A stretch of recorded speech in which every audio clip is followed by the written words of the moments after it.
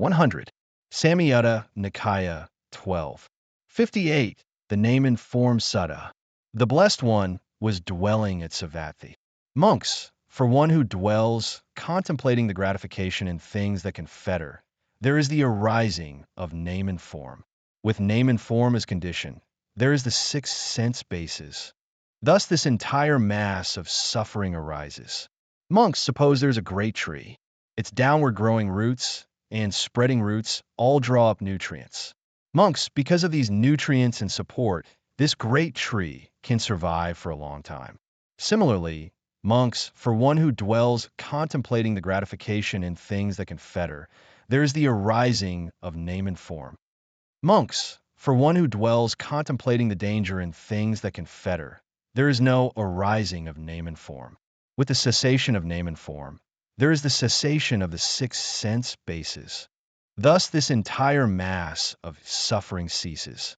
Monks, suppose there's a great tree. Then a person comes with a shovel and basket, uproots the tree so that it cannot arise again in the future.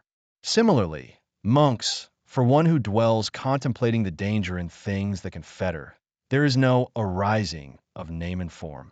With the cessation of name and form, there is the cessation of the six sense bases. Thus this entire mass of suffering ceases. The 8th Sutta ends. Explanatory notes. 1. This sutta presents two key points. Contemplating gratification in phenomena leads to continued rebirth. Contemplating danger in phenomena leads to liberation. 2. The sutta uses two metaphors. The tree metaphor illustrates how craving sustains the cycle of birth and death. The tree-cutting metaphor illustrates how to end the cycle of rebirth. 3. Main teachings. The relationship between name and form and the six sense bases. The importance of contemplating the danger in phenomena. The necessity of abandoning craving. 4. Name and form refers to the combination of mental and physical phenomena. Six sense bases refers to the six sense faculties: eye, ear, nose, tongue, body, mind. The sutta emphasizes the importance of proper contemplation. By observing the danger in phenomena rather than their gratification, one can cut off the root of rebirth. Deep analysis and reflection on this scripture. I. Core concept analysis. 1. The root of rebirth. The scripture points out that the fundamental reason we fall into the cycle of birth and death is our gratification, attachment to pleasure, in worldly phenomena. This attachment is like the roots of a tree, constantly drawing nutrients and sustaining the tree of life. The arising of name and form and six sense bases symbolizes how our consciousness and sensory systems continuously receive external stimuli, forming new attachments. 2. The path to liberation. The Buddha teaches us to contemplate the danger, defects, and suffering in phenomena. This contemplation is like digging up the roots, cutting off attachment at its source. When we truly see the nature of worldly phenomena, we can achieve liberation. 2. Profound insights. 1. Transformation of perception. We habitually pursue pleasure, but overlook how this pursuit itself can create bondage.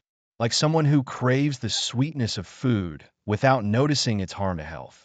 The Buddha tells us we need to transform this way of perceiving. 2. The truth of life.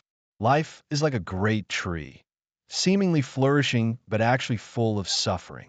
Our attachments are like tree roots, seemingly providing nourishment but actually sustaining suffering. Only by seeing this clearly can we attain true freedom. 3. The wisdom of practice. Not about avoiding pleasure, but about observing things as they are. Not about denying life, but about transcending attachment. Not about world weariness, but about attaining true liberation. 3. Modern implications.